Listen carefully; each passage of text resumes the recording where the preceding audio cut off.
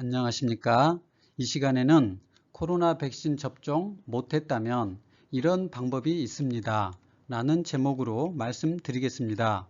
여러 사정으로 코로나 백신을 맞지 못하는 분들과 유소아들에게 조금은 좋은 소식을 말씀드리고자 합니다. 델타 바이러스가 대유행이지만 변이종은 계속 나타날 것입니다. 백신만으로는 우리의 생명을 지킬 수 없다는 것이 분명해졌습니다. 이 시간에 수동면역과 능동면역 이 두 가지를 모두 증가시키는 괜찮은 방법을 소개해 드리겠습니다. 그것은 유청 단백질입니다. 백신을 맞은 분도 유익합니다. 지금부터 말씀드릴 초유 단백질은 소초유 단백질입니다. 초유 단백질은 물에 녹는 유청 단백질과 녹지 않는 카제인으로 나누어집니다. 카제인은 치즈를 만드는 데 주로 사용합니다. 유청 단백질 속에는 크기와 모양이 각기 다른 수많은 종류의 단백질들로 이루어져 있고 이 많은 종류의 단백질이 우리 몸에 유익한 성분들이 되겠습니다.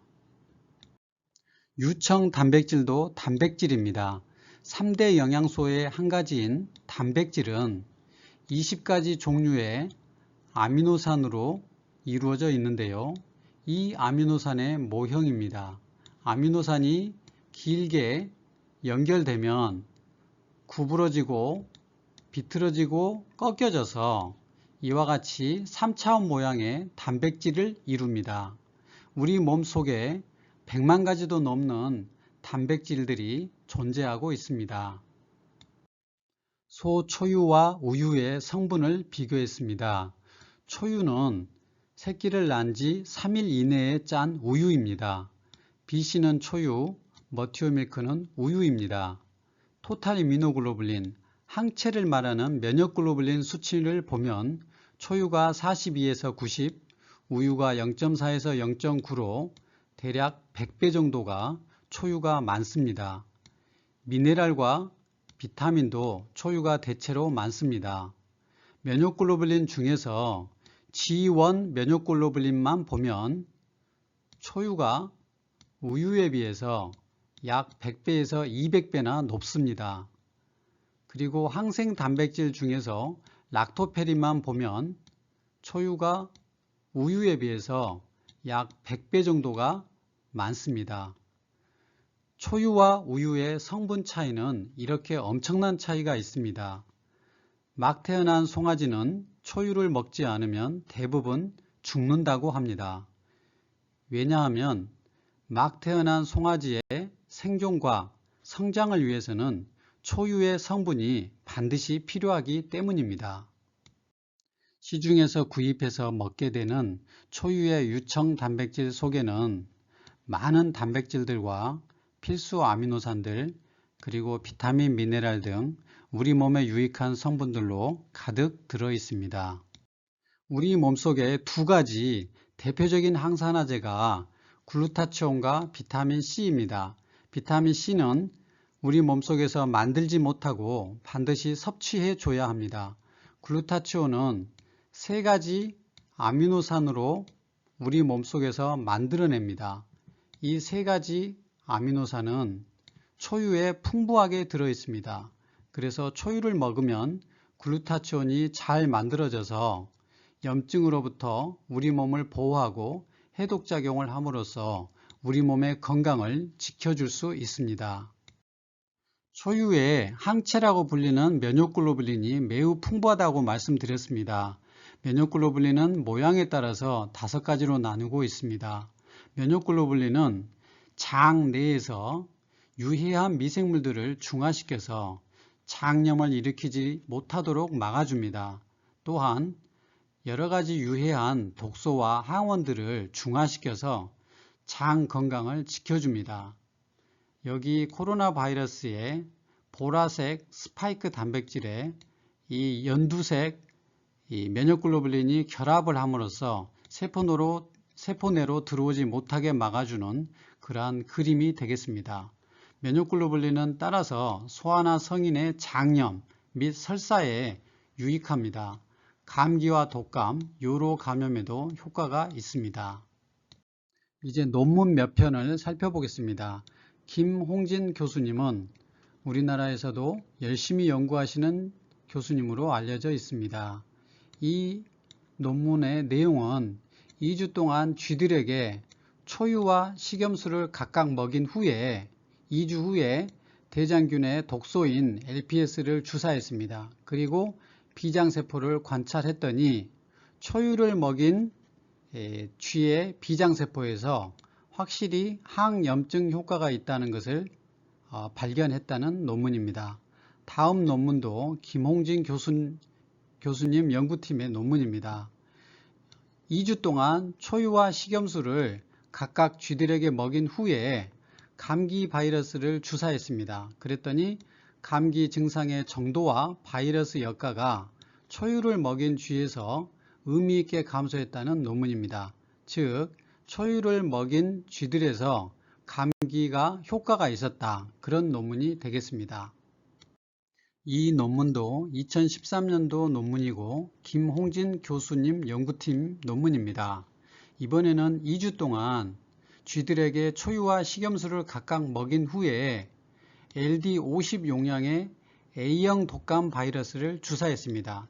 방금 전에는 감기 바이러스를 주사했는데 이번에는 독감 바이러스를 주사했습니다.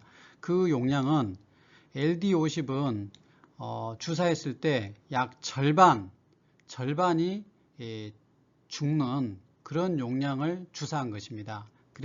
그랬더니 초유를 먹인 쥐는 100% 생존했고 식염수를 먹인 쥐는 33%만 생존했습니다. 결론은 초유를 먹인 쥐는 A형 독감의 감염을 예방하고 증상을 경감시키는 효과가 있다는 그러한 결과가 되겠습니다. 초유의 락토페린에 대해서 말씀드리겠습니다. 락토는 우유, 페린은 철분의 의미가 있습니다. 즉 철분과 결합하는 단백질입니다. 우유의 락토페린과 사람의 락토페린은 거의 동일하고 기능도 동일합니다.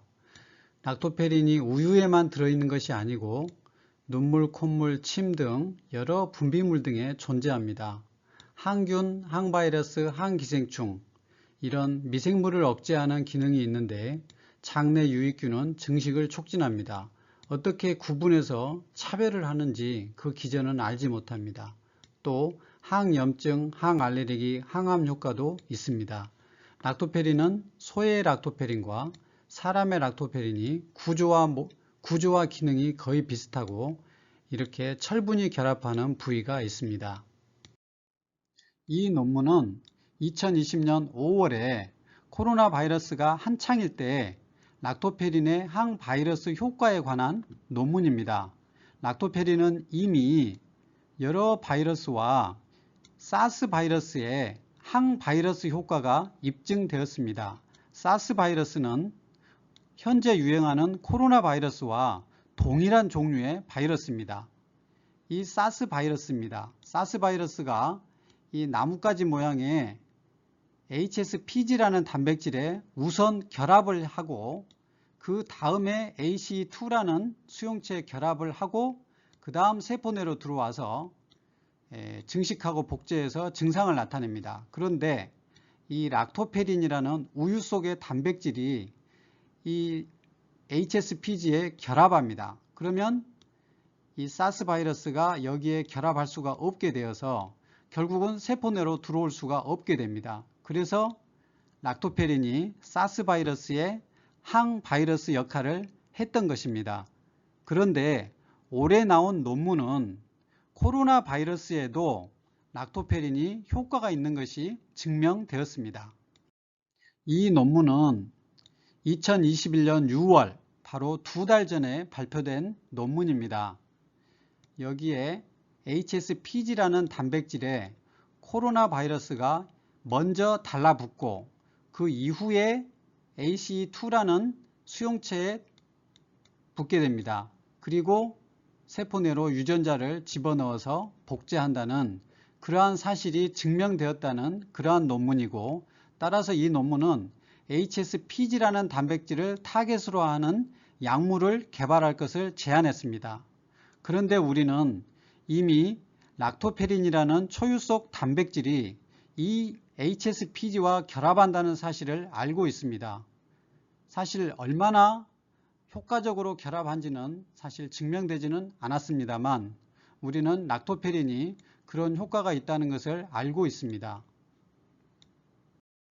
2021년 2월 발표된 락토페린의 코로나 바이러스에 관한 효과 논문입니다.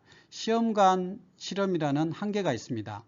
락토페린은 HSPG와 결합해서 코비드-19 바이러스가 부착하지 못하게 함으로써 세포 진입을 방해한다. 소의 락토페린이 사람 락토페린보다 더 강력하다.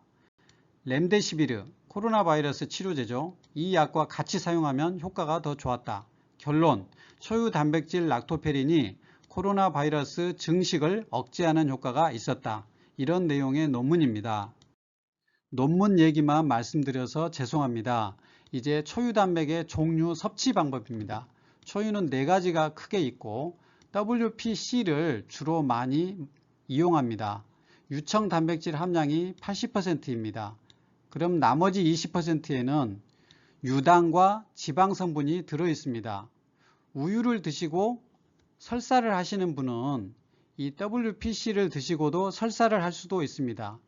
그런데 이 유당이 생각보다 많지 않아서 대개는 괜찮습니다. 이 WPC를 드시고도 설사를 하시면 WPI를 드시면 됩니다. 여기는 유청 단백이 90%이고 유당과 지방 성분이 거의 들어있지 않습니다. 그래서 WPI를 드시면 됩니다. 하지만 이 WPI 이 세 가지에는 가공 과정을 더 거쳤습니다. 그래서 이 단백질이 변성될 위험이 있습니다. 그래서 가급적이면 WPC를 먼저 드셔보시고 이걸 드시고 속이 불편하다면 이 나머지 중에서 골라서 드시면 되겠습니다. 하루에 20g 내외를 추천합니다. 미지근한 물 200cc에 이렇게 미숫가루처럼 섞어서 드시면 됩니다. 그리고 가급적이면 첨가물이 포함되지 않는 것을 추천합니다. 초유 단백 부작용인데요. 사실 초유 단백은 부작용이 거의 없습니다. 유당불내증은 복통, 설사, 구역이 나타나면 이런 것들을 소량씩 섭취해 보시고 그래도 나타나면 중지합니다. 우유 알레르기는 WPIH를 소량씩 드셔보시고 그래도 나타나면 중지합니다. 두통, 편두통, 여드름 등이 나타나는 것은 단백질 성분이나 첨가물 때문에 그럴 수 있어서 가급적이면 첨가물 없는 것을 드셔보시기를 추천합니다. 임신 수유 중이나 암 치료 중일 때는 초유 단백보다는 락토페린 단일 제제를 추천합니다. 방목하고 풀을 뜯어먹은 소의 초유와 축사에서 사료를 먹은 소의 초유 중에서 어떤 것을 선택해야 하실지 잘 아실 것이라 믿습니다. 저는 뉴질랜드산 초유를 강력하게 추천드립니다. 결론입니다. 건강한 면역 상태를 유지하면 코로나 감염도 어렵고 감염 시 증상도 가볍습니다. WPC 1일 20g을 따뜻한 물 200cc에 타서 마시면 됩니다. 초유를 못 드시는 경우에는 락토페린 단독 제제가 있습니다. 이걸 추천합니다. 비타민 C, D, 오메가3, 아연 등 다른 보충제를 병용하시면 더 효과가 좋겠습니다. 제가 설명드리지 못한 초유의 건강상의 이점이 매우 많이 있습니다. 같이 공부도 해보셔서 초유도 같이 드신다면 건강한 면역을 유지하는 데 큰 도움이 되리라고 생각합니다. 감사합니다.